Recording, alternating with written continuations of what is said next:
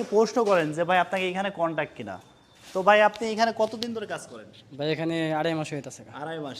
আপনারা এই কোর্স কি কোর্স? ভাই আমার আর শুধু আর 6G পর্যন্ত কয় টাকা কন্ট্যাক্ট? ভাই 35,000। 35,000 টাকা। আপনি কি সব কিছু আনলিমিটেড পাচ্ছেন? জি ভাই ইনশাল্লাহ আমি আনলিমিটেড পাচ্ছি। আনুমানিক আপনি 6G জব কয়টা মারছেন? ভাই 3টা। 3টা। আর লেয়ার টানছেন কত দিন? ভাই লেটান যে 5 দিন। 5 দিন। টোটালে কয় দিন হলো? 8 দিন। 8 দিন।